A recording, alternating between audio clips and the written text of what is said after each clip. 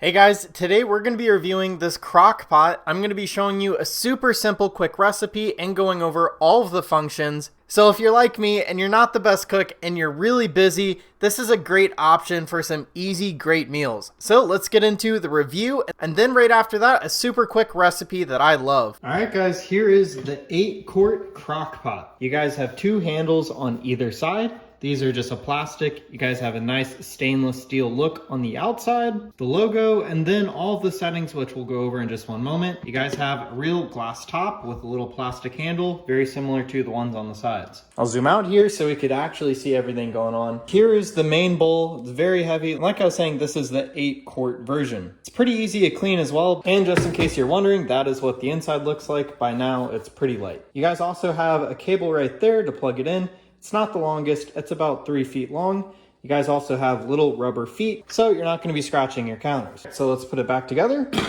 All right, so let's take a look at those settings. You guys have 3 different heat options. Warm, which it automatically turns to after your timer is done. High, and then low. So this is how you turn it on and off. Then you guys have your heat adjustment right here. So we're gonna go high, and then you guys just select the time.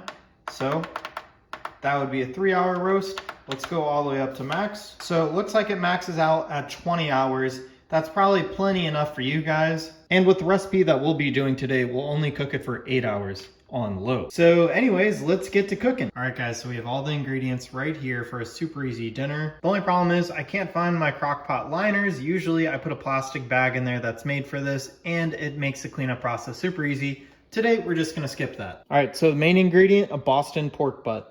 Next up, we're gonna put a can of Coke. You guys can use other sodas, but I personally like Coke, and this is the 0 sugar. All right, I'm just gonna put a little bit more seasoning on the top. I'm personally using a little bit of Lowry's and the salt and lick. You guys could even grab some packets at your grocery store that are made for this. All right, I'm actually gonna do 2 cans of Coke, and this all depends on the size of your cut. So that should be good. All right, now the best part. We just let this sit for 8 hours. I'll come back home. The house is gonna smell great, and I'll show you what it looks like. All right, so the temperature is a little over 200. It's still climbing. It's close to like 210.